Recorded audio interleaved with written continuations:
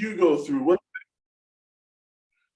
What do they go through? What do you go through? Where does your mind go? I can tell you, for me, I had to forgive a lot of people in my life, a lot of people. But the one I had to forgive the most was me.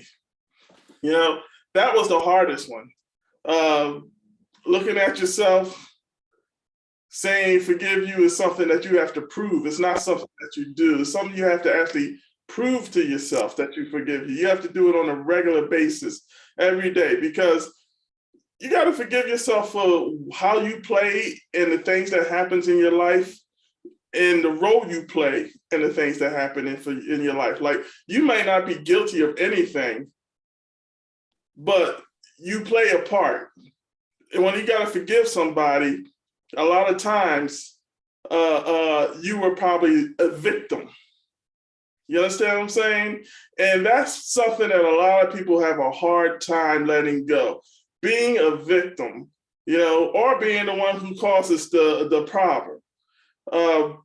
For me, I always had it easy forgiving someone for what they've done, but for the things I've done and for the life that I've given myself, I had to forgive myself a lot of times.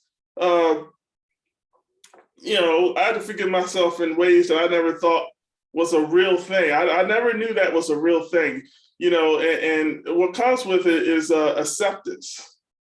Once I was able to forgive myself for the life that I made or messed up, or the choices that I made that messed somebody else up, I apologize, no, but you always gotta forgive yourself, and in order to be able to get through the rest of your life, you know what I mean, without having something on your shoulder all the time.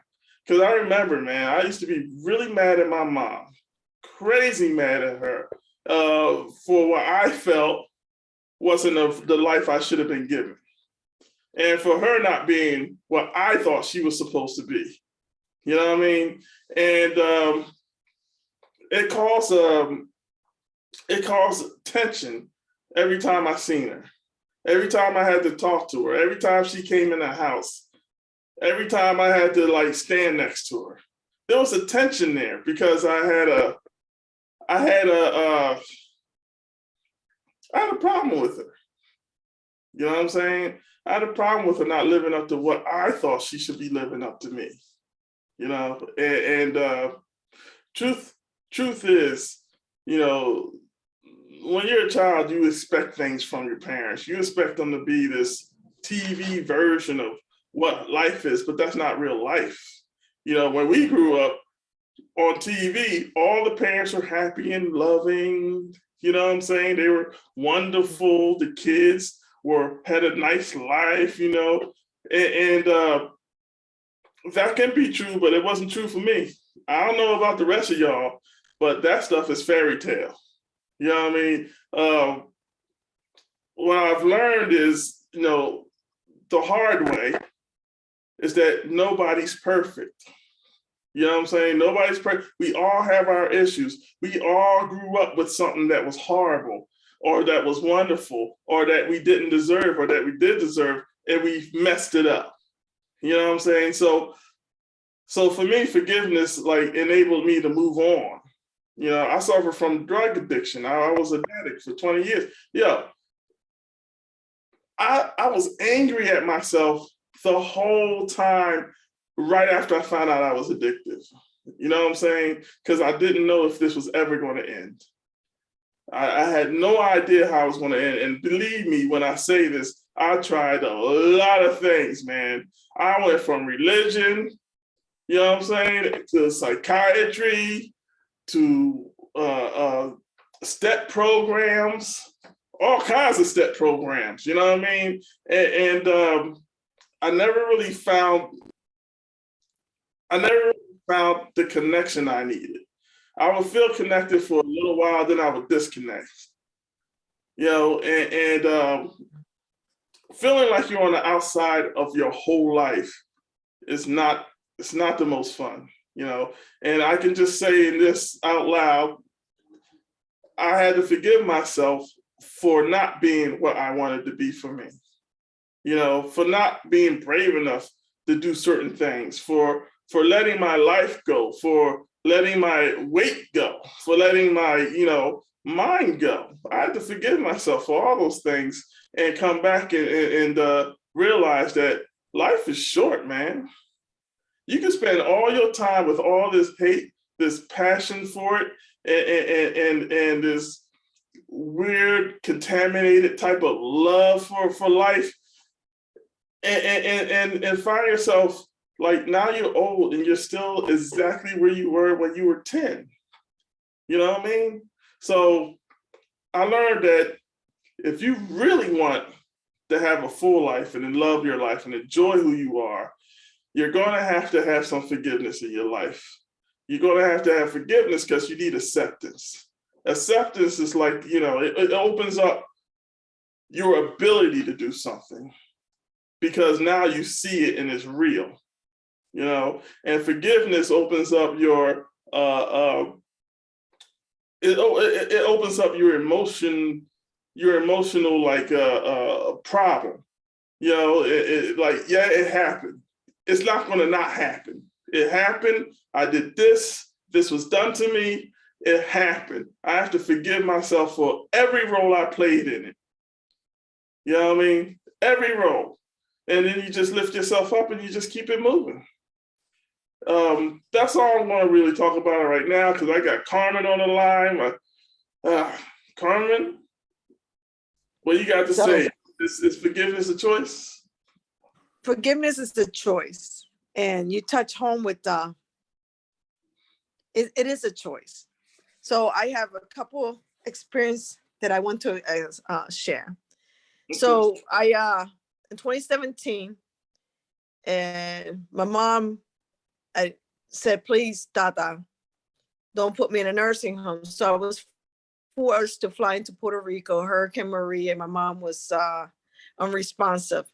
Now, all my life growing up, I don't know how to explain. My mom didn't have, this is my analyzation growing up. She didn't have that, I didn't feel like she didn't have that love for me. So I was treated very differently.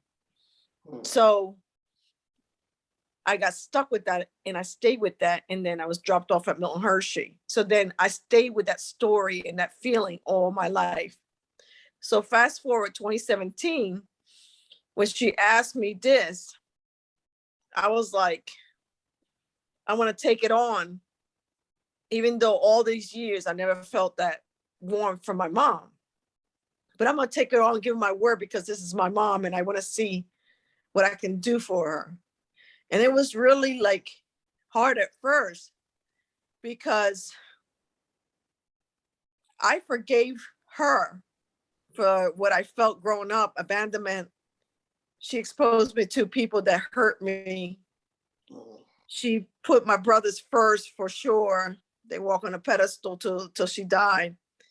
But I needed to forgive myself with the negative thoughts that I had towards my mom because that was wrong of me too.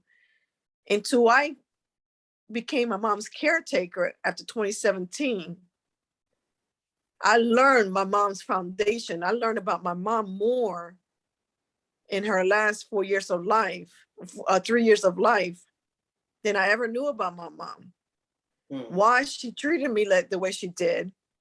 So I forgave. I asked myself, please forgive me, Lord, because I had some really hurtful thoughts towards my mom. Wow, she's so evil. She said that.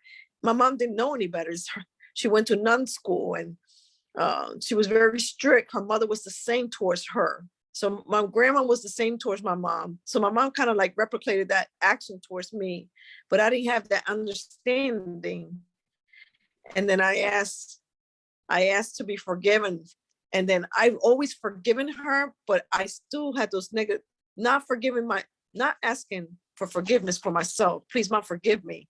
I wasn't free to finish loving her all the way to the end. So finally, I understanding where she came from, because I really didn't know where my mom came from, her foundation, her parents, into the last 3 years of her life. I get why she made the choices that she did. I get why there were some wrong choices, but we were just not that family you see on TV. And she just made those choices according to what she knew, because that's how she grew up. Mhm. My mom was very dry. So I want to, I said, please, Lord, forgive me to wanting somebody else that was so, you see these families out there with money and how Yeah. do I say, so happy all the time, bubbly, happy, or they were punished different than me, you know, legally right now it could be considered abuse. But my mom, when I learned where my mom came from, she just replicated what she knew. And I said, Lord, forgive me, because sometimes I wish my mom bad, Yeah. because I thought, but this is all she knew. And I never forget when she first came to, when I got her out of Puerto Rico, my mom had dementia. And I was kind of scared. They told me that she's going very fast with her dementia. And I told her, Mom, I'm so sorry. I hope you understand what I'm saying to you. I'm sorry if I ever had any bad thoughts towards you. I understand your position now, and I'm thankful for you putting me in Milton Hershey. My second time in my life that I would say that it was hard to forgive that person. And I also asked him for forgiveness. It was my children's father. I went through 6 serious years of serious domestic violence. So bad that I had a trauma in 2012. I had brain surgery because I had grown a tumor size of an orange from the trauma that I went through, that I didn't know it was growing for years. With that said, it took me so long to forgive him. But this is my children's father, so they're kind of curious about their father, but I couldn't speak on him. So somebody said, listen, you got to forgive him. And then eventually I had to tell him, I forgive you. And I also have to forgive myself, because I also didn't wish him well. Because it was such a struggle living in paranoia, and he's stalking me and this and that. And I learned about him. He's been an addict since he was in 8th grade, and he's currently 53 years old and still an addict. God bless him. So I had to tell my children, that's still your father. I forgave him. And then I had a couple of years ago, 2013, I told him, I'm sorry. I'm sorry for anything I ever did, anything I spoke about you, anything I wish. It's so sad, but I even wished him that he just go away, because sometimes you think that that's easier than dealing with. And he was in shock, but I actually told him, I'm so sorry. And now I feel free. I can be around him, feel free. I feel clean. I don't carry that burden. It's like a big monkey on your back you're carrying. Oh yeah. And it's like you release it into the air. So you're free to look at them, be around them. And my mom, the last 3 years of her life, when she first came to Florida in 2017, and I was able to enjoy my mom. I don't have resentment. I didn't have resentment. Like I was like, because sometimes you like compare, like, well, why did my siblings get treated this way? And why did they get this? I didn't have to think about that anymore. Once I said, Mom, please forgive me. And then we kind of just enjoyed her last couple of years of her life, eating together, what her last wishes were. And that was just my mom. That's how she grew up, and she passed it on. And that was just my mom. And it is what it is. I've been through almost the same, not exact, but I think I didn't know my mom's life. You know what I'm saying? Like, I didn't know who she was.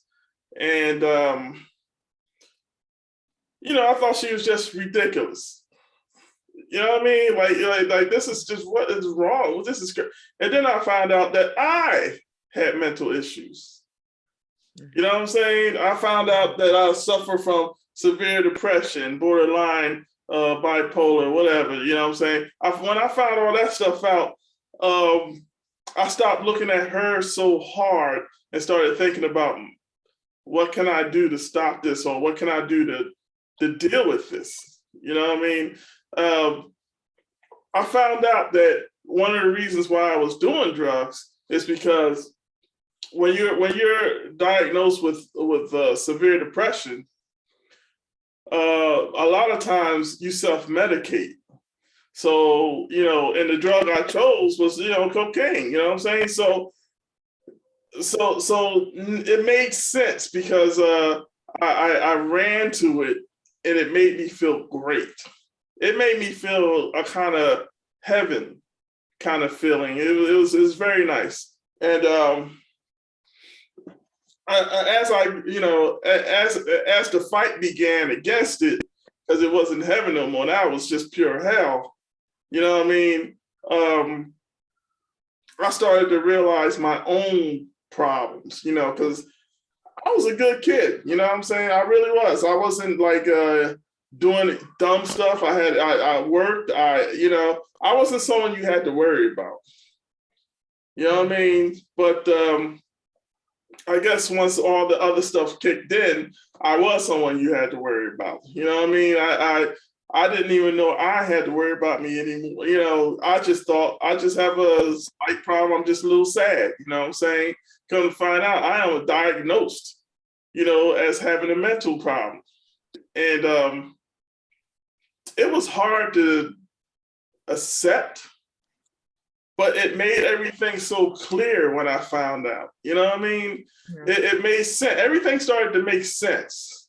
Even part of how I felt about my mom. The anxiety that I had every time she came in the room.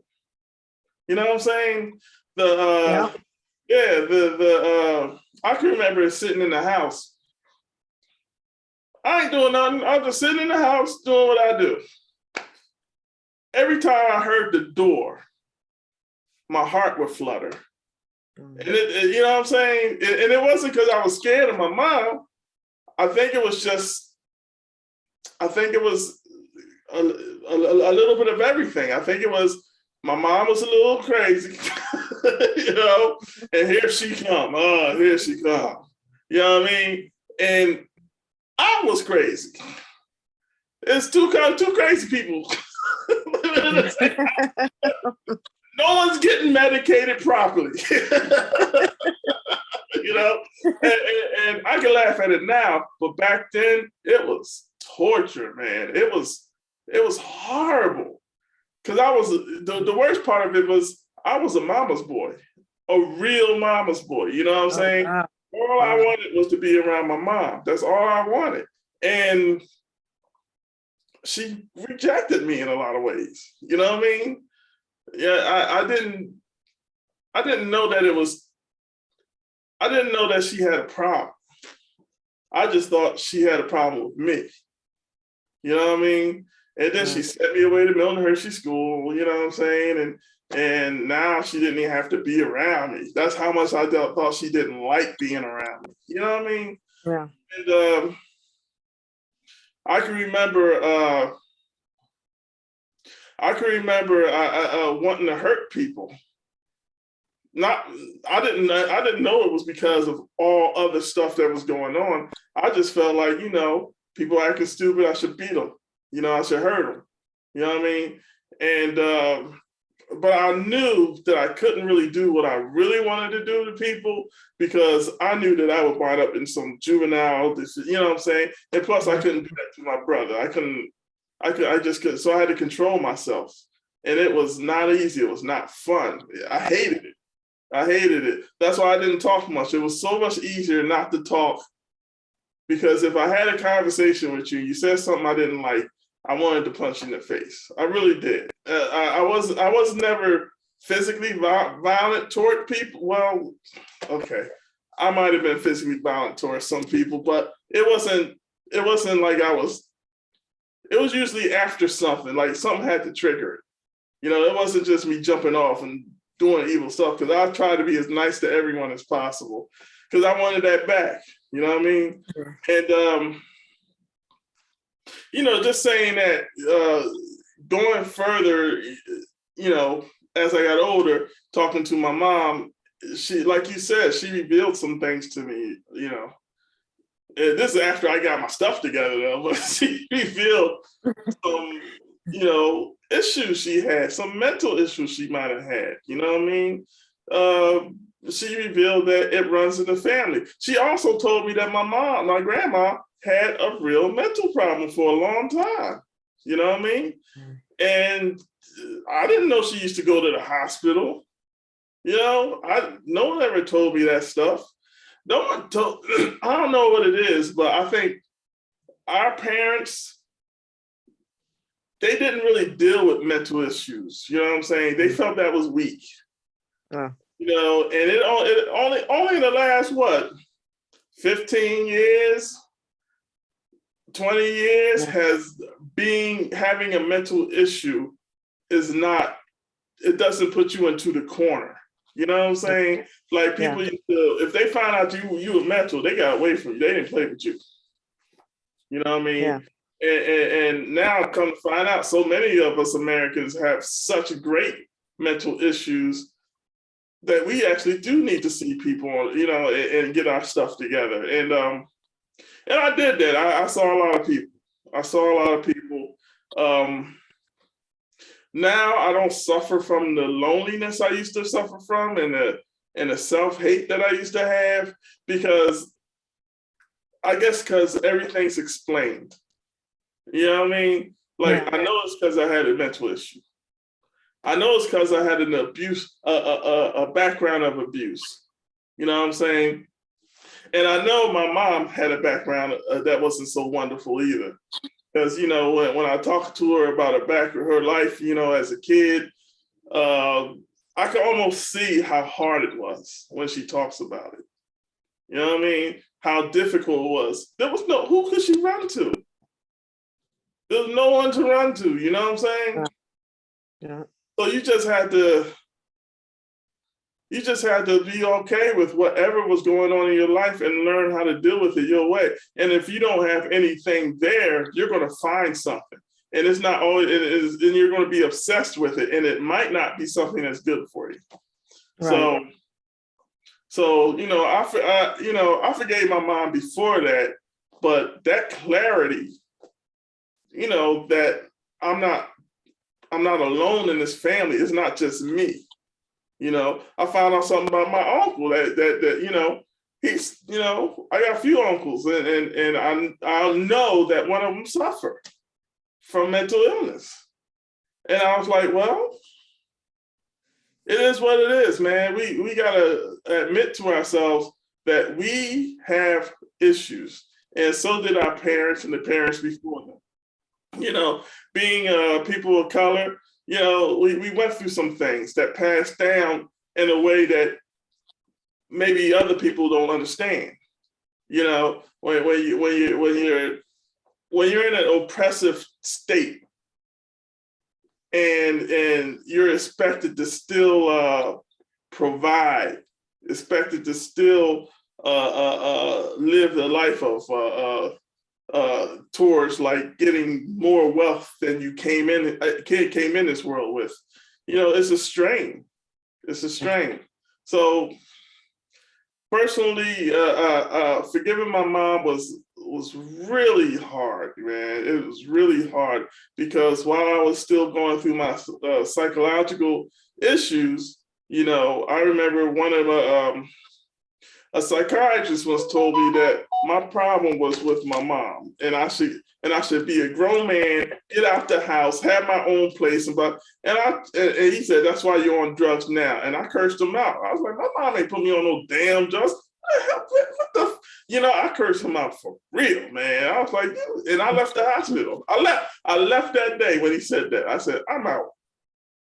This is bullshit. You know what I'm saying? And I went to my mom's house, and no more than 2 weeks later, I was back on the street doing drugs again. And I said, and I remember how I felt while I was walking to get the drugs. I can remember I didn't want to do it, but it seemed like I had no choice, and that's when I realized that, maybe the doctor was right. You know, maybe my problem is that I'm living with my mom. Maybe my problem was that, you know, our relationship is truly unhealthy.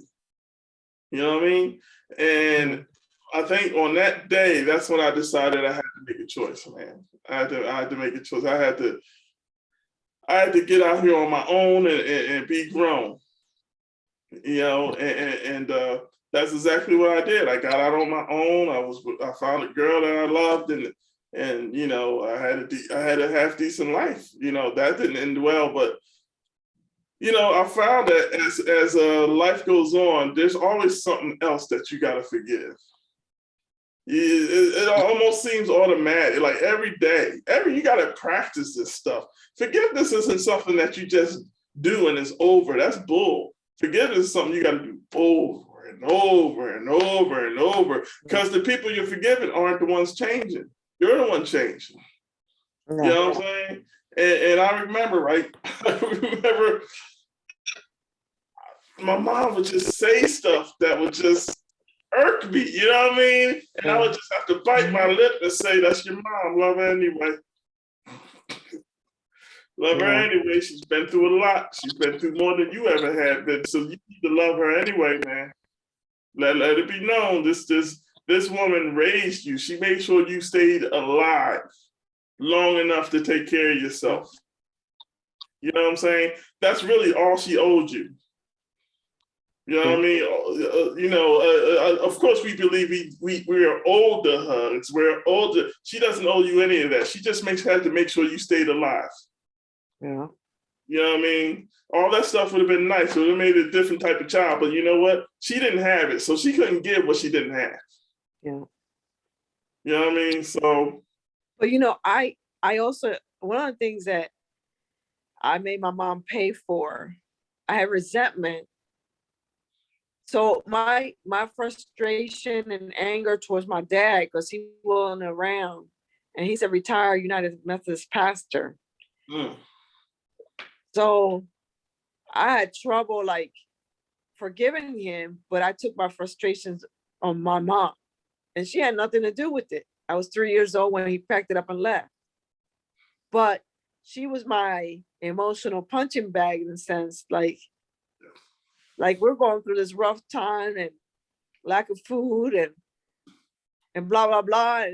And she was the only person available that you can, how do I say, be angry at, or, you know, but she didn't have a choice but to stay in her position because my dad left and made another family with somebody else. And he made sure that they was okay.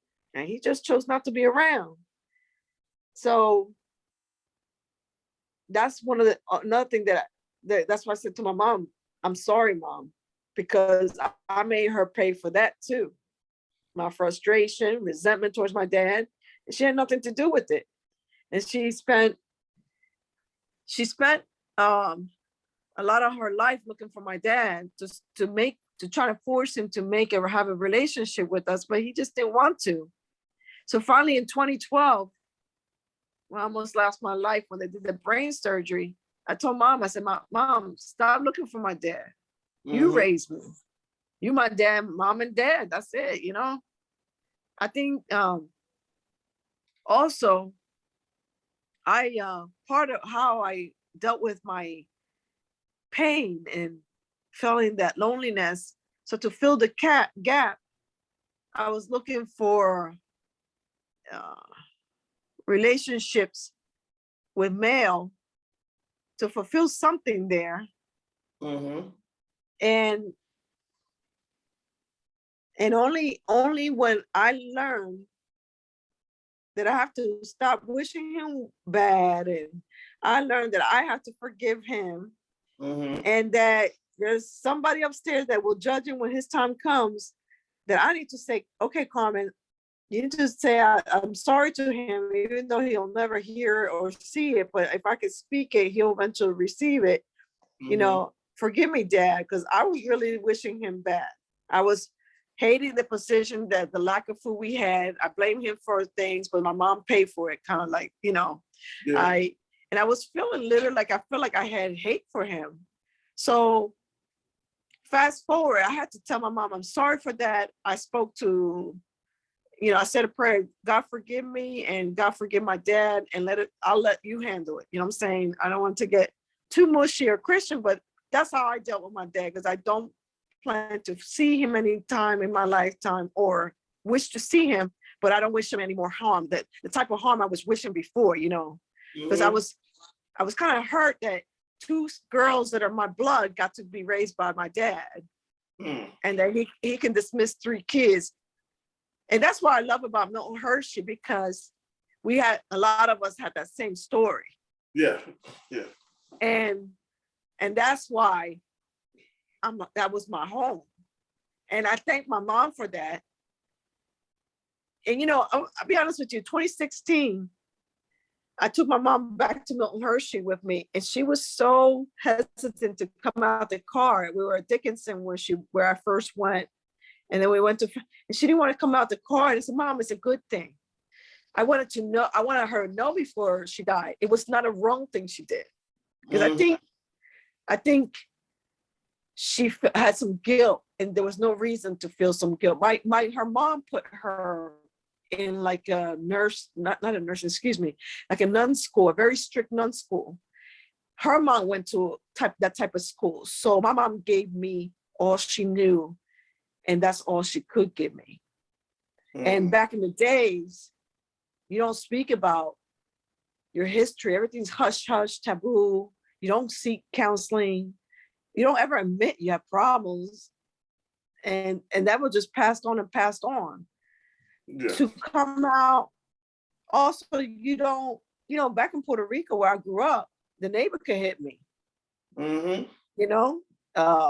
Somebody could pull me in my ear, or my neighbor could tell me so I could get a whooping.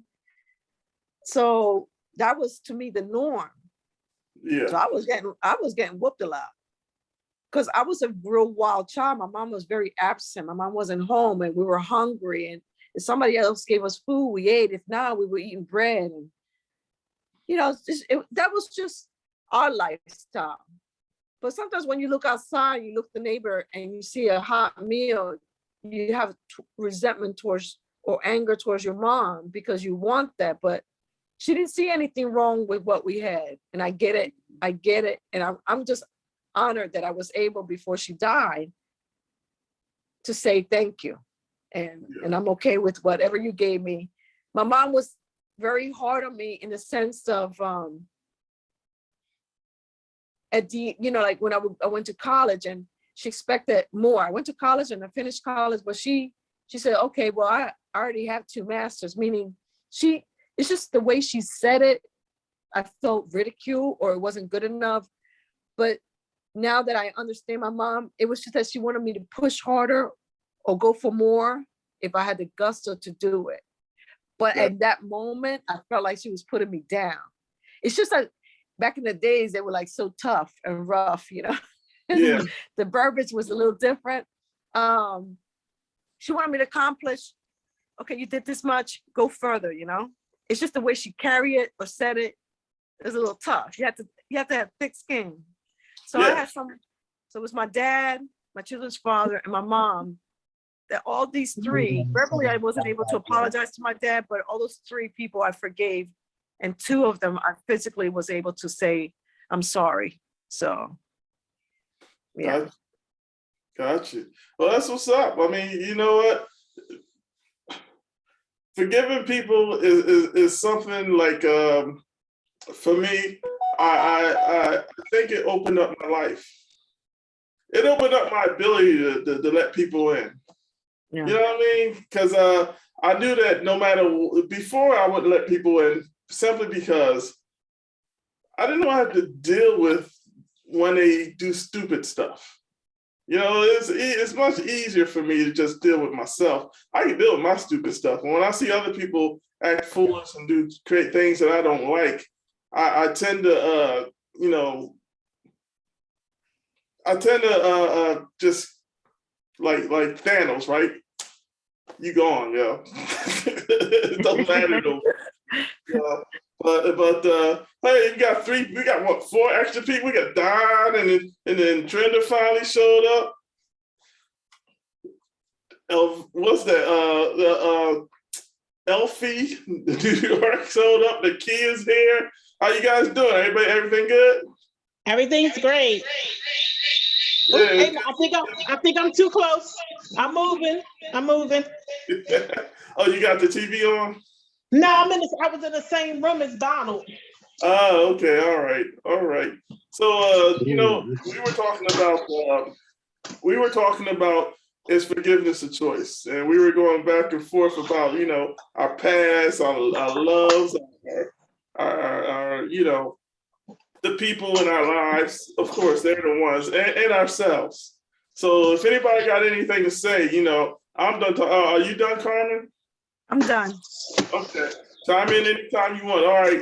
Does anyone else have anything that you want to say? I think forgiveness is a choice. I'm going to bed. I think forgiveness is more for you than for the other person, to be totally honest with you. A lot of people take up too much headspace in our minds. And if we don't forgive, I think we tend to let that toxic thing that we feel for that person tear away at us. So forgiving them allows you to move forward. Depending on the situation, I think is a choice. Outside of that, I think it's best for our own personal mental health to forgive people so you can let them go.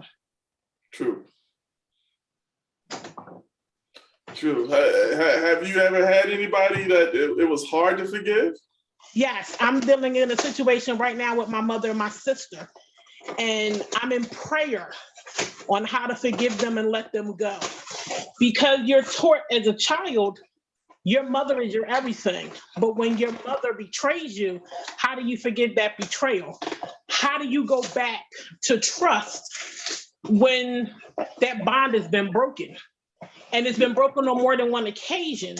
And I'm always I'm the forgiver in everything. And it's like, at some point you get tired of always being the one that catches the dirt on their back, or the knife in your back, and you can only turn and say, I forgive you so many times, and let people back in your life before you go, I'm done. This is toxic. And right now I'm all about mental health and my mental peace, mental clarity. So in order for me to keep that healthy boundary for me, I have to let them go. So it's just finding the way to let them go that I'm comfortable with it, and then I'm at peace with letting them go. And I think that's the hard part, because they've been everything to me for the last 46 years of my life. So it's kind of like that right now. I understand. I understand. I was talking to Carmen, and we were talking earlier about like forgiveness, and I was telling her how like it's never a one-time thing. You know what I'm saying? Forgiveness is a constant.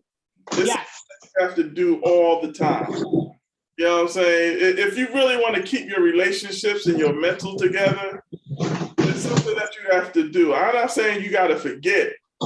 You know what I'm saying? But you do have to like move on in order to like, because for me, it was hard for me to mentally move on from my mom's stuff, because I was a mama's boy. That stuff was hard. I was a mama's boy who wasn't a mama's boy to his mama. Oh, gotcha. So when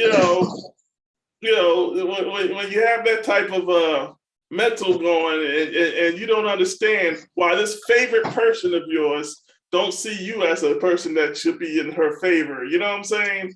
Gotcha. It messes up your brain. It messes up your brain. But like I was telling Carmen, I had to forgive her and forgive myself for the role I played, in that. I played victim. I was victim all day. You know what I'm saying?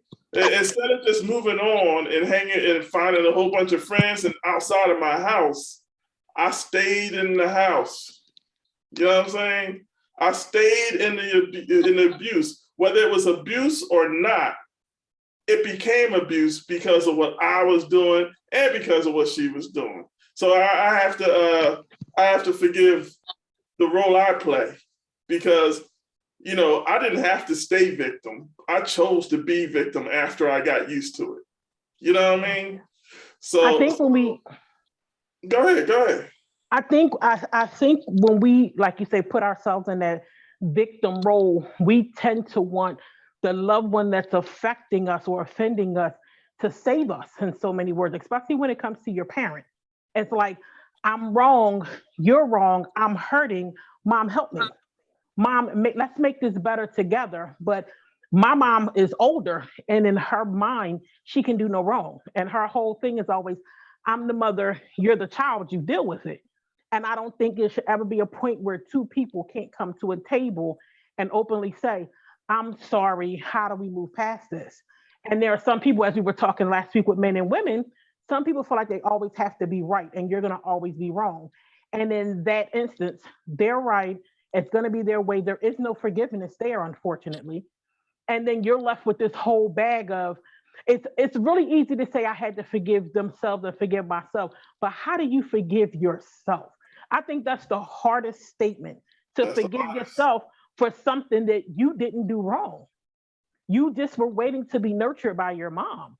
And I think that's normal for any child to say, Mom, love me, I'm here, I'm open, I'm willing, and I'm accepting, accepting to your love and your everything. And then they just go, you're just this person, or you're just in this situation.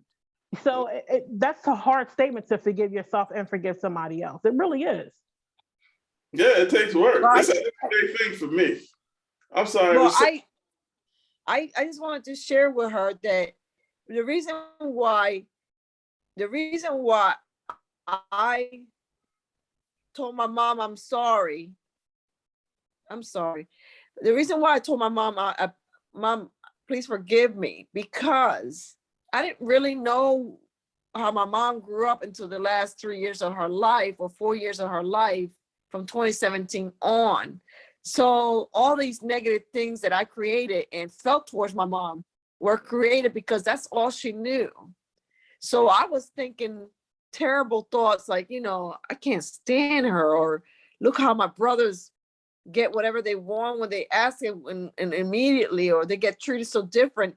I had resentment. So I told my mom, please forgive me. I'm sorry, because she didn't know any better.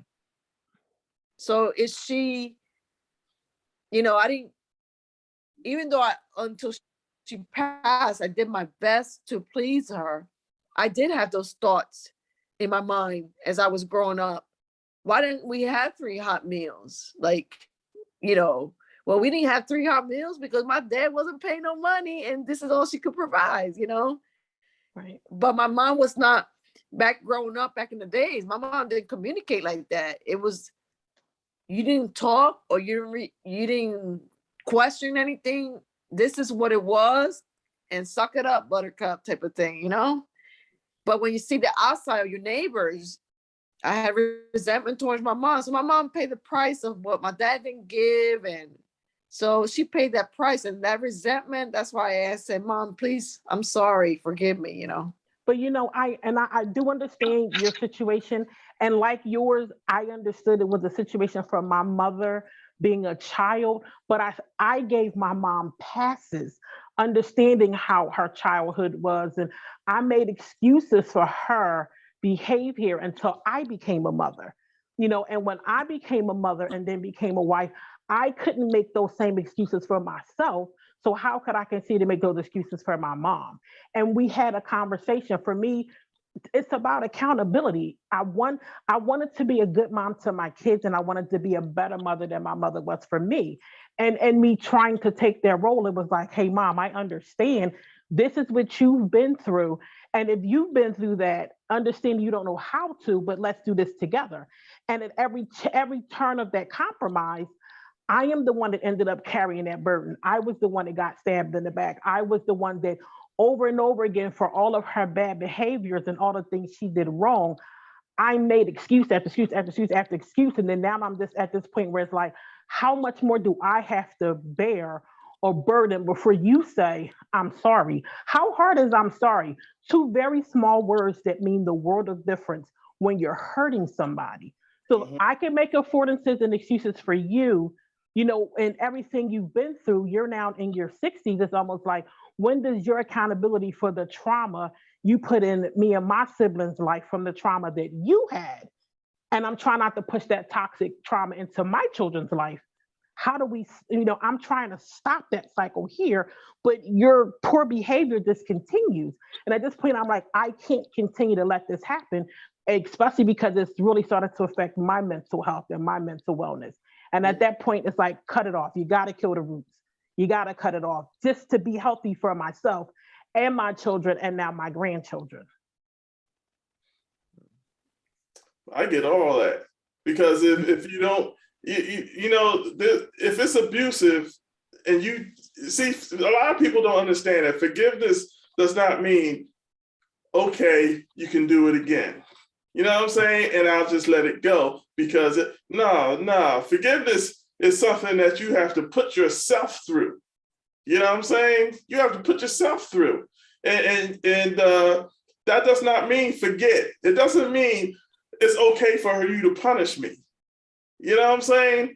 It doesn't mean because you have a certain status that it's all good.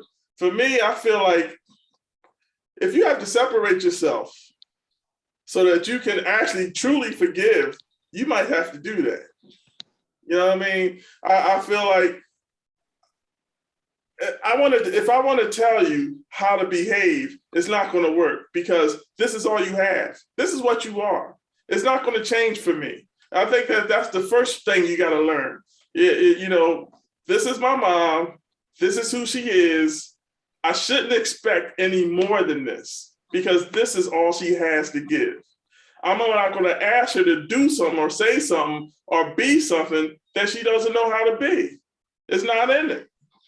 But even in that expectancy of understanding that this is who you are and this is who you're going to be, and I'm not accepting or expecting anything more from you, but the trauma that continues to come out of accepting someone for who they are and the role they play. How much, and that's a spin-off question. And forgiveness, you forgive somebody and you say you can't forget, but if you continue to let those people stay in your life and take a role in your life, how much more do you have to take? After I've forgiven you, we're supposedly have moved past the situation, and then you come with more toxic, and I'm not expecting you to be better. I'm just expecting us to be able to live in this space. And you just continue to create these avenues of trauma and drama and all these things that, to me, somebody in their 60s should not be even in a place that should want to keep these kind of things going on, but they're happening. And it's like, at what point do you just cut that root off? Like, I forgave you, but at this point I have to bless you and wish you well, because now it's taking up space in my realm and I don't have the energy for that. Look, I always keep it simple. We all have our own lives and we choose to live it the way we choose. But I don't have to accept your life in mine. I can let you, I can still love you. Don't get me wrong. You're still my mom. I still love you as much as I always have. But your place is not in my life. Unless you're willing not to be abusive. You gotta, if you can put that abuse away, you can come back. I'll still check up on you. I'll still love you. I'll still be the daughter or the son, but I will not be the victim, and I will not play the role of letting you be an abuser. We're not going to do that. You switch. Look, parents are no more different than you and I. We're all the same. We were all kids. We were all grown-ups. We're all going to either die or we're all going to die. That's a guarantee, right? So why should I let your toxic behavior, your toxic life ruin mine and my children's life? I'm trying to create a legacy from you, so I'm going to do what I have to do. It'll still be your legacy, but I'm going to do what I have to do to make sure my children don't have this type of thing in their lives. You know what I mean? Because everything you do is a reflection. Your children, how you treat your mom and how she treats you, that's a reflection. Your children see it. You know what I'm saying? Your husband, your sisters, everybody involved, everybody that knows you, they see it. So you have to be the one. You have to be the one that sometimes you don't have a choice. You just And have. that's the terrible part. Sometimes you don't have a choice. You have to play the That's the role that you hardest have part. to That's the play. hardest part. That's to the hard fight. part. When I Yeah. realized that I didn't have a choice when it came to my mom, she's never going to change unless she wants to change. I was willing to step off. I still love her, you know, but I called all my brothers and my sisters and all of them. I said, listen, I've been taking care of mom all these years, being there, being the guy to get the grocery bill. I said, I had to let them know. I said, that's over now. I can't do it no more because I'm starting to lose my mind, yo. You know what I mean? I'm starting to do, and it's not gonna end good. But I wanted something for me. I wanted to have a decent life for me. So I just let them take over. And let me tell you something, it was the best decision I could have made because now me and my mom, she stops herself when she sees that she's doing something to me. You know what I'm saying? She'll stop. She'll, you know, I used to get mad at her because, you know, she's studying to be a psychiatrist and all that kind of stuff. And I used to be like, Mom, stop doing that psycho crap on me, yo. Stop, you know, analyzing me and stuff. But I realized she was just trying to get closer to me. She was trying to understand me. You know what I mean? She was trying to understand me. I never would have ever thought that she would make that kind of effort toward me. You know what I mean? And what I realized is she was doing things for herself so she can actually be that person. So she can actually be mom. You know? So my advice, love her with all your heart, the same way you love her years ago and today. Oh, yeah. I love her. I just got to get away from her. But I'm going to always love her, but you just got to step. You just got to step. I just got to step. At least until I can process things properly. There you go. As I said, as I get older, I'm learning patience. I really am, because I used to be 0 to 60 in a heartbeat. That's my husband. But I'm learning patience, and I'm learning how to process things a little bit differently. And I feel like until I can say the right thing, because I'm never going to be disrespectful. So until I can say the right thing, I just need to kind of keep my distance. Not meaning I don't, you know, check in. I can always do that through my dad, my other siblings. But right now, we just need this space so that I'm not in a space of disrespect. And I feel like that once I get there, I've crossed the line, I've gone too far. And before I get there, it's easier for me to just walk away. Yeah, because she don't think she's hurting you. She thinks she's just being mom and you're being the daughter. Correct. And she about to catch these hands. She about to catch these hands. Old lady about to catch these hands. She just don't realize it. So I'm staying in my lane. Fix your face, husband. Fix your face, husband. Fix your face, husband. I'm gonna move off your trend now. I'm gonna let someone else speak. Yeah, I'm gonna mute myself. I haven't said anything. Do any of you guys want to speak on is forgiveness a choice? Anybody? Go ahead now. Let me go ahead, unmute yourself. Elfie, New York City. Hello, everyone. My name is Alfie. I was born and raised in New York. If you didn't know, I am a melt. Is forgiveness a choice? Absolutely, it's a choice. Because if I choose to forgive you, that's my choice. If I choose to hate on you, that's also my choice. And I choose how long I'm going to hate on you or not, because that's the one thing that I can control, is how long I'm going to choose to hate on you. But then on the flip side, you have to realize that when you hate someone like that, you're only hurting yourself. Mm-hmm. So that's why you have, you know, are you forgiving the person or are you forgiving yourself? You want to heal yourself. Yeah. You know, and so it is a choice to forgive. because you're forgiving yourself, and you need to love on yourself. And I agree, just because you forgive, you're not forgetting. I am forgiving myself for allowing you to put me in the situation that I need to forgive you. Because that was my choice to let you hurt me. I allowed you to get that close. At the end of the day, it's yourself you need to forgive because you're the one that allowed it to happen. That was your choice.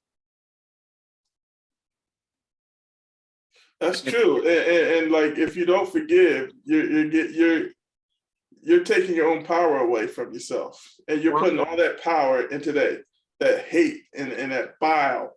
And you get all that time and all that right. energy that you could spend on doing wonderful things. That's right.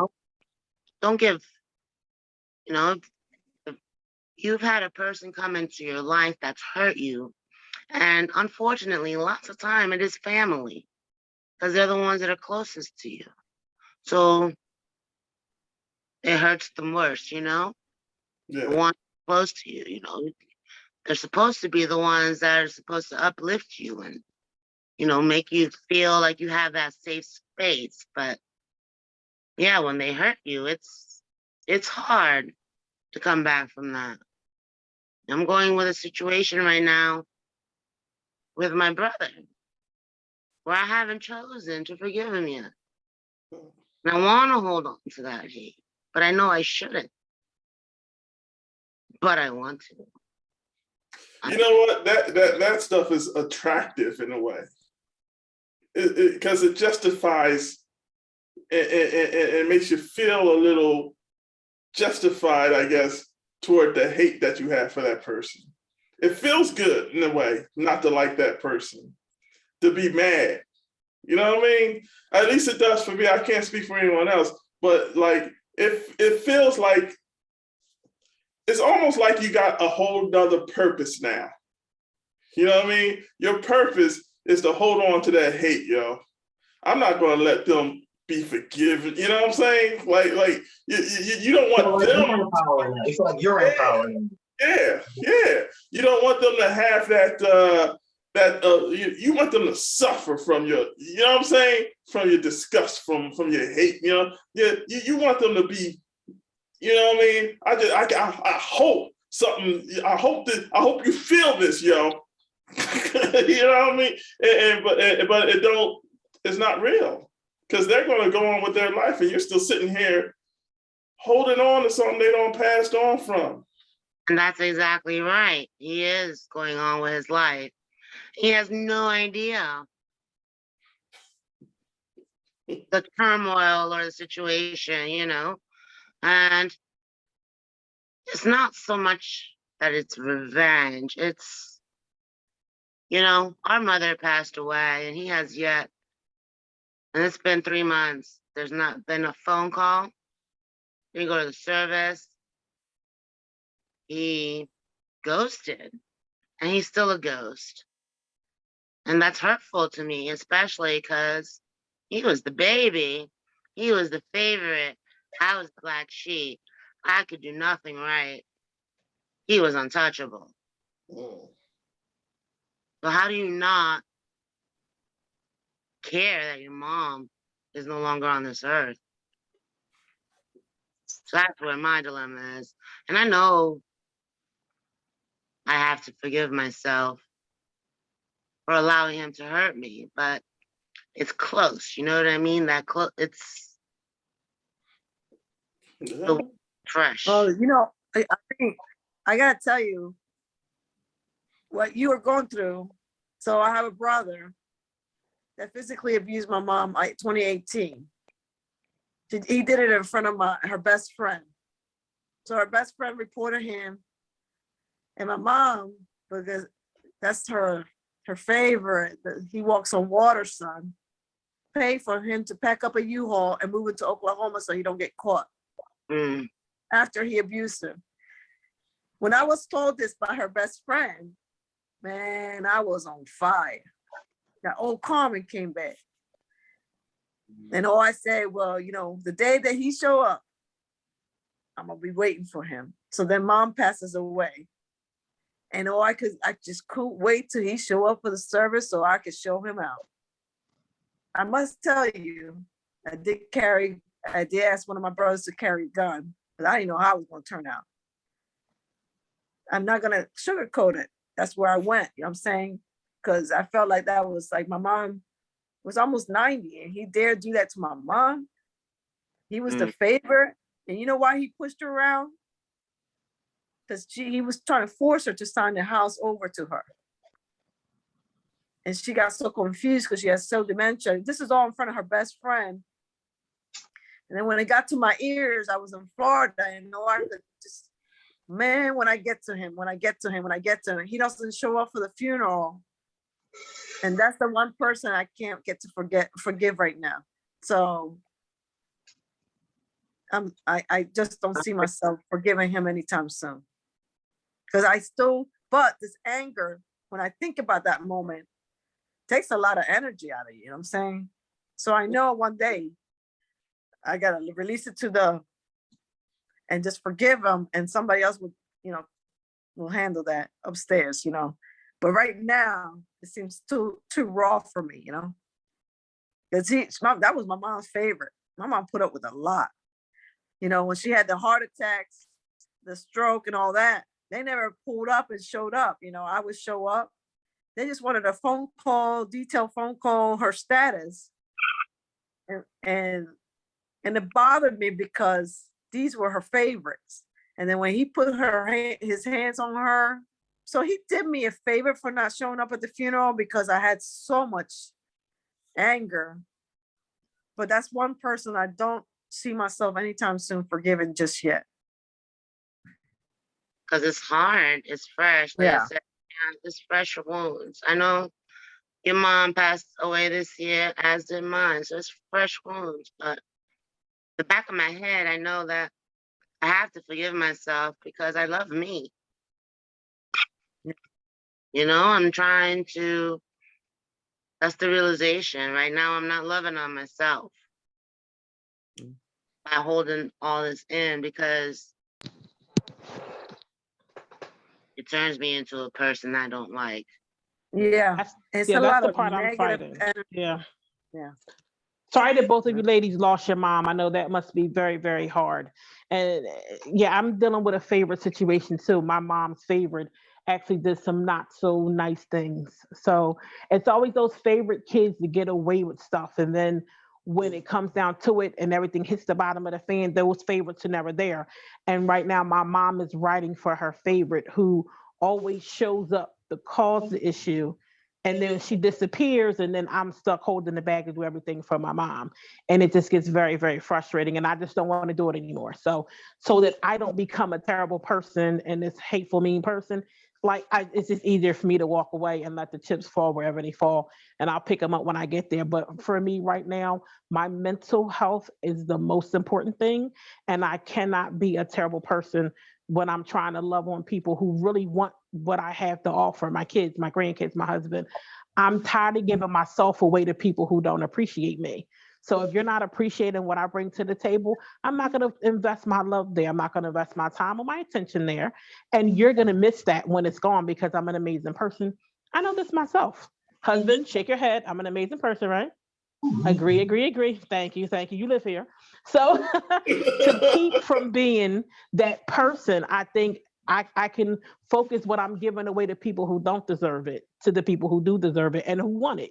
Because I don't want to be somebody nobody else wants to recognize either. I literally almost went to jail in BJ. So I know I need to really tighten myself up and get better, or this situation will eat me up. So good luck to you ladies. Hopefully you find resolve and forgiveness in your heart, because I'm pretty sure they're dealing with it just as hard, or even if not harder, being the favorites than you guys are, because everything they've done wrong, I'm sure, is hitting them now. And that's probably why they're not showing up, because they're in more pain. And just to touch really quickly, I had a cousin who was my aunt's favorite. Only child, did everything for it. And when she passed away, he lost it. He's now on drugs. He can't keep a job. He can't do anything. And it was in his mom's dying moments. He wasn't there for her. And when she passed on, He's literally walking through the earth, homeless, crazy, on drugs because he didn't do right by his mother. And when she left this earth, it took everything out of him, and nobody was going to coddle, love him, and treat him the way she treated him. And he is now lost. And I feel like that is his punishment for what he did in her dying days after she gave everything to him. And that's like one thing that I'm hearing often is, being like the favorite child, niece, nephew. If you're not the favorite, they actually did you a favor because it only taught you how to persevere. You're stronger. You know how to go through challenges better because not everything was handed to you. So you know how to do for yourself. So they actually prepared you for life more than they did by you being the favorite. I came to terms with that, because I'm struggling now to forgive my brother, but first I had to forgive my mom too. So going through that, and I have, and I just realized I do forgive her because number one, she's my mom, like Aaron was saying. But she didn't know any better. She really didn't know any better. And just going through and realizing that I never knew up until a certain point, up until a couple of years ago, I never knew who my mother was as a person. I only know she was my mom. I know nothing about my mother's life before I was born. I came to find out she was married prior to being married to my dad.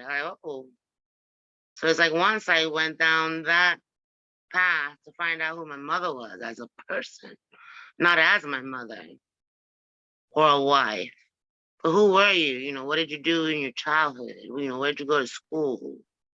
How were you raised and your parents? It was a lot easier to forgive my mother because it made my struggles nothing compared to hers. So now I'm just trying to, I guess, justify mine and my brother's struggles to realize that even though I had a struggle, it put me in a better place because he is struggling because he never knew how to deal with it until he became an adult. Yeah. Yeah, I have a favorite. We have a favorite in my family, and he's been through it. He's been through it, mentally and physically. His health is not good right now. And one of the things I had to learn how to forgive him. That was the hardest forgiveness, That was the hard, because all your life this guy is getting the best treatment of the whole family. He's running things. You know what I mean? Because my mom, for some reason, she has some type of relationship with him that she can't control herself. You know what I'm saying? Like she can't control the attention that he needs. She needs to have. I can understand that people have favorite kids, but sometimes our parents they take it so far that it messes up the dynamic of the whole family. And sometimes I get mad about it because I know that he didn't have to be this person. You know what I mean? Like if he would have had the same struggle I had, he probably would have come up a lot faster and better without the thinking that he has right now. You know what I mean? But it took me a while to feel that way about him because, he did some evil things and I suffered from it. I became homeless because of him. You know what I mean? And I remember I came back to move my stuff out of the house, and he was selling my stuff. You know what I mean? He was, and I can remember I wanted to hurt him real bad, but my mom jumped in between us. Once again, his mom. And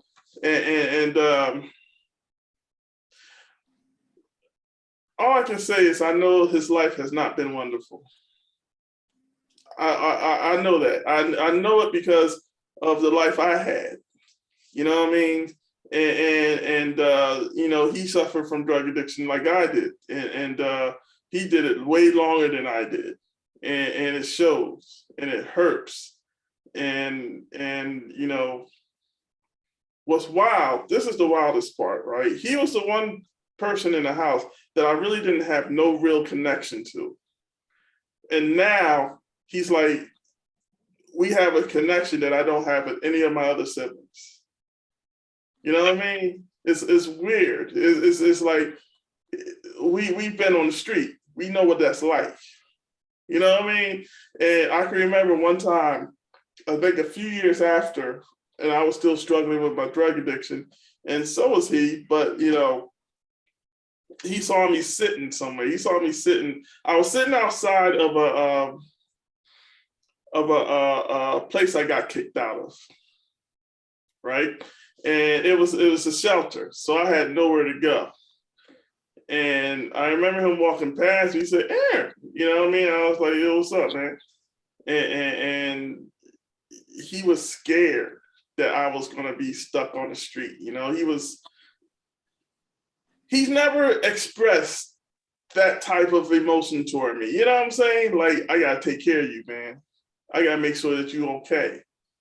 You know, he did his best. He took me to where he lived and tried to get me to stay there. And then he took me, you know, he did his best. And I never got that from him. You know what I mean? And I can remember, and he had to leave me in the same spot he found me, not knowing if I had a place to go. He had to leave me on the street, you know, because he had to go where he had to go. And I know that had to be tough. Leaving your little brother on the street, knowing that he ain't like a street person, you know what I mean? Knowing that he don't have street smarts. I know that played a role, and I can see now, you know, because I got out of that situation. Now when he sees me, he's just happy. You know what I'm saying? He's just happy. He's like, he smiles, you know what I'm saying? And he has a certain look in his eye when he sees me.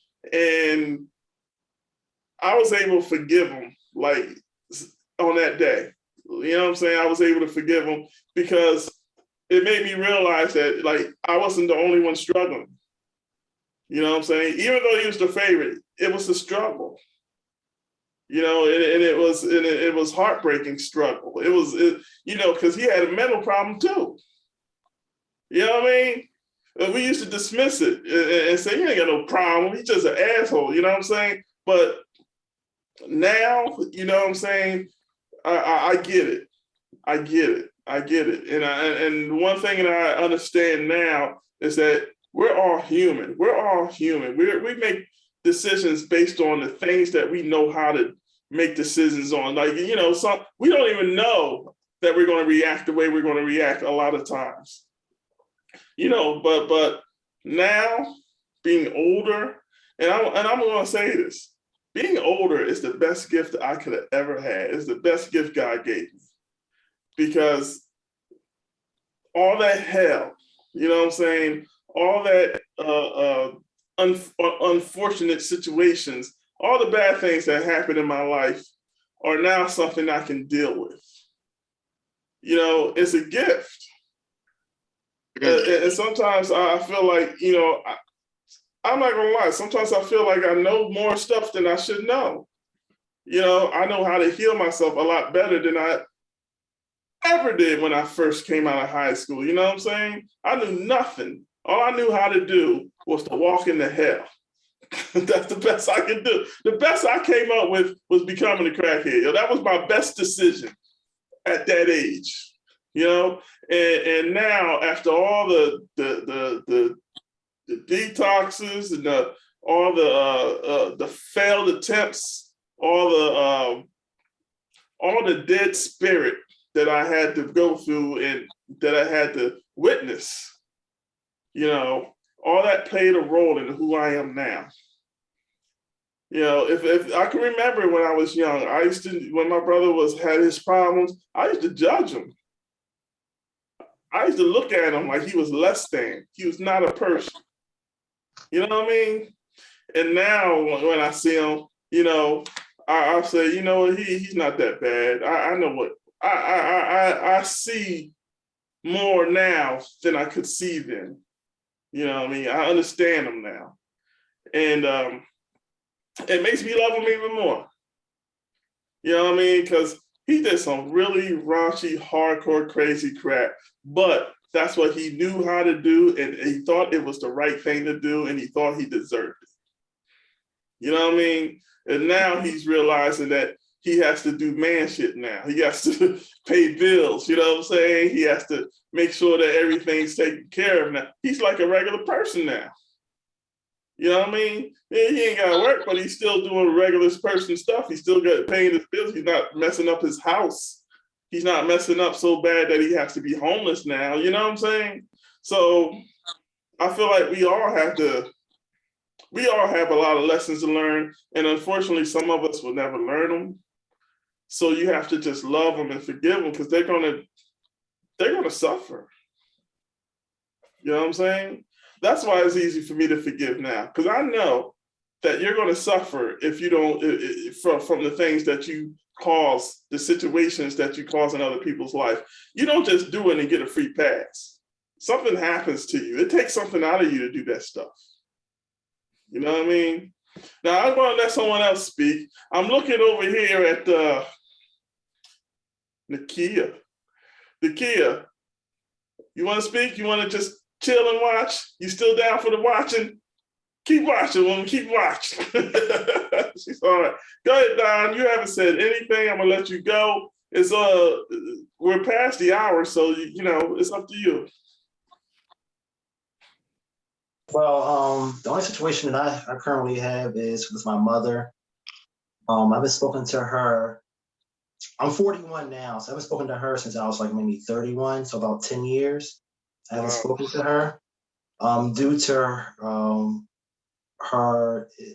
She has mental issues, and for some reason, she makes up these scenarios that tries to cause a rift between myself and my wife. So she would just make up these stories and just tell people these stories, like this outlandish stories. You know, she told mom, well, my grandmom about my wife does this, my wife, like she literally put these little seeds in everybody's head about who my wife is, who never even met my wife before. And it was to the point where I just got tired of it. So I just stopped talking to her. I deleted her phone number, I blocked her. You know, how it initially started was my wife and her, I guess, was having a conversation or whatever. And they were joking, my wife was joking with her. And I guess she took it a different kind of way. And she sent me like a 4-page text about how my wife was physically abusing me, verbally abusing me, mentally abusing me. It was this crazy, like, I'm reading this text like, well, what did my mom talk about? Because this text is crazy. Like, just reading everything about how she's not the right person for me. She's a taker, not a giver. Like all of these things. And I'm like, what do you know, like what's going on with you that you're saying about my wife where none of this stuff has ever happened? Period. So I removed myself and my family from the situation. And I didn't talk to her for 10 years. 10 years. I talked to her. The last time I talked to my mother was when I got diagnosed with cancer. I called to let her know, because my siblings said, call mom, let her know what's going on. She should know this, something happens to you. She should know. So I called her. I said, look, mom, this is Don. She was surprised to hear my voice. She started crying and everything. And I let her know, like, look, I'm diagnosed with cancer. I'm going into chemo. I don't know what's going to be the outcome of it. I don't know what's going to happen. you know, and she just dismissed what I had to say and just started talking about herself almost immediately. So at that point, I knew I could never call her again. So last time I talked to her was actually 3 years ago, and that phone call, it was literally a 10-minute conversation because she just dismissed everything I said and went to her, it's about me and only me, rant, you know. Mm. So yeah, so that, I mean, I forgave her years ago, but I just removed myself from situations. I knew I couldn't deal with that. Her mental stability, she didn't have that for some reason, you know. And I heard how she grew up, and I heard the things that happened when she grew up. But I didn't have a great life either. You know, I was physically abused by her as well, and mentally abused by her all the time. I mean, she used to beat me with a stick for no reason. Like her favorite was always Chrissy, was always her favorite. And Chrissy could do no wrong. Chrissy got good grades. I tried my best. Chrissy could pretty much do whatever she wanted to do. And whenever Chrissy did something wrong, she found a way to make it, blame it on me. Like it was my fault. Like you should have watched her, or you should have encouraged her to do something else, or you should have been there. And it's like it's always my fault. So growing up like that, it was a terror. I mean, a complete terror, you know. But then what she would do make me feel bad for trying to leave her at the same time. When I became an adult, you know, it was like, oh, I have nobody. You're going to leave me by myself. What am I going to do? How am I going to help? Who's going to help raise Tony, which is my little brother? Who's going to help raise Lindell? Who's going to help pay some of these bills? Because I was, at one point in time, I was paying all of her bills. I was paying the mortgage. I'm 19 years old, 18, 19 years old, paying a mortgage, an electric bill, a water bill, cable. I'm paying all these bills by myself because she didn't want to work. So not only did I have that part of it, you know, it was like everything was on me. All because she didn't feel like she had to work. She had 4 children who should take care of her. You know, so it was definitely hard. I didn't meet my wife until I was 20. And when I met her, she was the one for me. And I ended up moving in with her. And my mom told me to my face that I fucked her over. Mm. It's gonna be my fault if she loses her house, which she ended up losing. It's my fault that everything that bad that happened to her because I decided to move on with my life and with someone else. Wow. So it was a lot of mental games with her. I told my wife, you know, I said, look, if you choose to, I didn't deal with my mom at all. I still was on speaking terms. You know, I would call every now and then. I would, again, I'm in my early 20s, so I'm still talking to her. And my wife, when she had our youngest son, my mother was the only one that stepped up. I'm not gonna lie, my mom had our youngest son for about 3 months because my wife was going through, she had a C-section, but she lost a lot of blood. She was in the hospital for like over a month, my wife was, after she had our youngest son.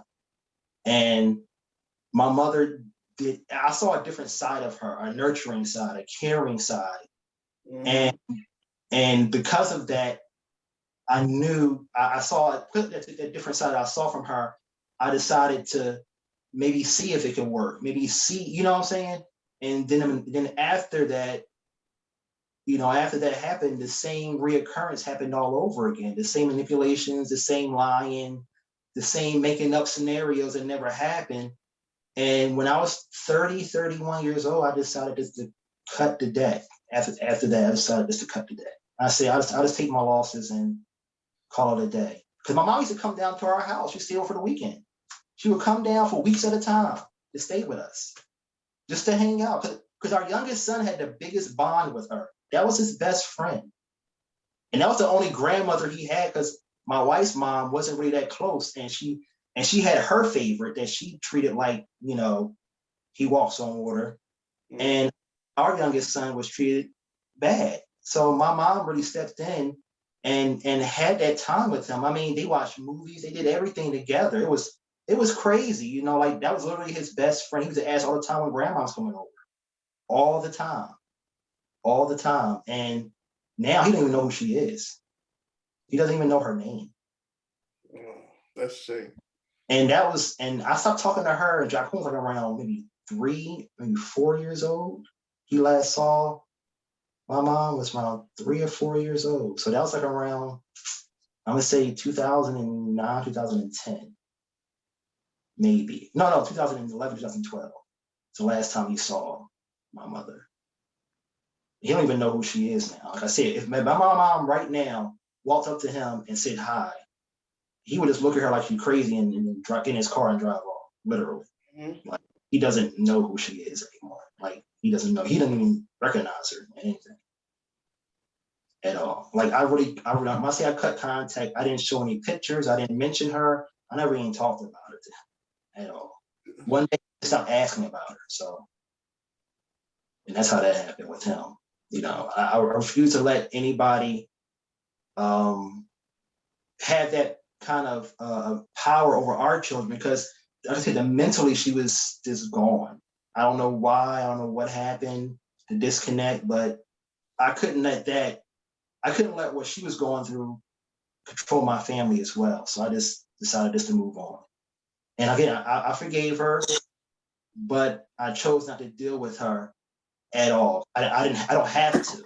That's my choice. I don't have to deal with her on any capacity at all. And I'm not at all. You know, like I said, when I called her about my cancer, it was as if I was just talking about doing the laundry to her. Mm. You know, I put one of my colored shirts in the white clothes and I got bleach over it. That's how it was. That was the conversation like I was having with her. It was like, wow, I'm sorry to hear you going through that, but let me tell you what I'm going through. I was like, well, damn, you know? Okay, I mean, I guess. And then before she started what she was going through, I said, look, I have to go. The doctor's coming into the room. I'll call you later. So I blocked her phone number and I deleted her phone number and I didn't deal again. Hmm. Yeah. I'm sorry that happened, man. You know, my sister, she's always had problems, and since I was alive, you know, I mean, she's always had like emotional problems, and you know, the thing is, when you don't deal with your mental problems, they deal with you. You know what I'm saying? When you don't deal with your mental problems, what seems normal to you is not normal to me. Like you know, the way you would react to that, you know what I'm saying, is not the way a person with mental instability acts. You know, because they're so into, you know, I think a lot of times you're so into yourself, you're so into your head, you're so into what you believe and don't believe in because you're mentally ill. You know what I mean? I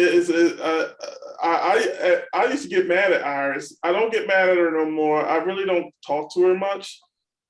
I may have talked to her like one time in the last 3 years. You know what I'm saying? But I try to make myself understand that you know, we didn't have the same life. You know what I mean? She had abuse that I didn't have. And she never was able to learn how to deal with it. She never properly went to a psychiatrist. She never really had mental help. And I can say that it's probably because, just like mom, you didn't do that back in the day. If you did that, you was crazy. You know what I'm saying? And it wasn't popular. So now she's older. I know that things are available to her, but that don't mean, you know, sometimes your own your own mental illness will keep you away from help. You get in your own way. Yeah. Mm-hmm. So, you know, I tried. There was a time when I didn't. When Tony was living in my house, I really had a problem with her because he was living in my house. You know what I'm saying? And the way he came to my house, I had a problem. But as time went on, look, everybody's alive. Even with that crazy head, everybody's alive. Everybody's grown. Everybody is able to make their own choices now. Even though it comes from a sick beginning, we get to be grown-ups now.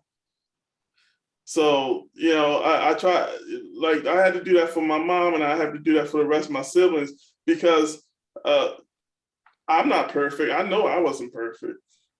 In fact, I know what I was looked at when I was young. I was looked like I was supposed to be that guy. You know what I'm saying? The big dog that goes and do these great things, you know what I'm saying? But I didn't, and I didn't because I had mental problems, mental issues that I didn't even know were there. I didn't think I was suffering, even though I was like beyond help. You know what I'm saying? And I can remember times when I just knew I felt sorry for my twin because I was so fucked up. You know what I mean? So, man, if I can say this, I had to find a way to forgive my mom. You're gonna have to find a way too, man, and you're gonna have to do it on a regular basis. It's not something that you do today and it's over. Every time you talk to her, every time you think about her, every time you wish she was here, you're gonna have to keep forgiving her, man. Because I already did. I mean, again, I forgave her about 5 years ago. I made peace with it about 5 or 6 years ago. I made peace with it. I mean, I literally sat down and I talked to God and I made peace with it, Cool. And I made peace with it. If she dies, how would I feel? I just made peace with everything, the whole situation. Whatever happens to her or could happen to her, I made peace with it. I'm not going to be there on her funeral. I'm not going to be there at all. I made peace with that a long time ago, and I'm fine with that. I have no regrets, no recourse, no wanting to reach out. I did at one point. I told you that plenty of times. I thought about reaching out to her plenty of time. I did, but these last 5 years, nope, not even a thought. Not even a thought. You moved on with your life. That's all. But maybe one day it'll change. Who knows? We get to live long enough. We get to fix a lot of things that we never would have had a chance fixing. You know what I'm saying? One day Iris might get herself together. One day, you never know. You never know. You know what I'm saying? But and that's why I wanted to talk about forgiveness, because is it a choice? It is a choice, but is it really a choice if you want to move on? Do you really have to keep this burden? You know what I'm saying? Because this burden plays a role in your life. It plays a role in everything you do. So that's why I try to practice it every day, because, I can tell you, man, sometimes my mom will call and she'll say something that'll take me right back. Triggers. You know what I'm saying? Instantly. Like, and I have to just be quiet and say, it's okay, Aaron. It's okay. That's your mom, man. It's always going to be like this. You love your mom. Love her anyway. She needs it. She does. I know my mom needs my love. I know she does. I can tell by the way we talk on the phone. You know what I mean? Uh-huh. So I give her that, without expectation, without having an outcome that I would love to have. It doesn't matter how it ends. I just forgive you and I move on. And you know what I do after that? I have a good night's sleep, man. I have a good night's sleep. Because she's not right here. She's not right. She's not right here. You know what I'm saying? No. Yeah, she don't live rent free in my mind at all. You know what I mean? Yeah. No. Nope. I got too much other stuff in my mind right now to be worrying about that. Yeah, That's right, man. That's true. You gotta give yourself a chance, man. Now we've been going. It's 8:30, man. Me and Carmen been here since 7. But if does anyone have anything they want to say before I end it? Oh, here comes Lindell. Yo, how you coming at 8? What's up, boy? How you doing, Lindell? What's up? Nah, We I'm was just good. about to end it, brother. We was just about to end it, but it's good to see you, man. You did your show up at just in the nick of time. Yeah, I finally found parking. So yeah, my knees hurt and my legs hurt. Yeah. Man, South well- Philly is hard as hell to find parking. well, you know, we're gonna end this, man. But I'm Yeah. so great to see you, man. You look good with your little hook up with the beard. You know, we doing the beard thing and shit. You know what I mean? yeah, you know, bear game. Yeah. Well, I'm sorry that you weren't able to be here this time, but next time, you know what I'm saying, maybe you can make it. Maybe you'll be here, you know what I'm saying? It doesn't matter. We love you, and I'm Hopefully. glad you came. And listen, I love everybody. I'm glad you came. We're going to end this now, and I hope that you all, like, you know, keep that forgiveness in your heart. Forgive yourself more than anybody else, because that's the person you got to love the most. Everybody, y'all take care, man, and have Good a good night, everyone. Good All night. right. Y'all do the same. Love y'all. Good night. Love everyone. Good night. Good night.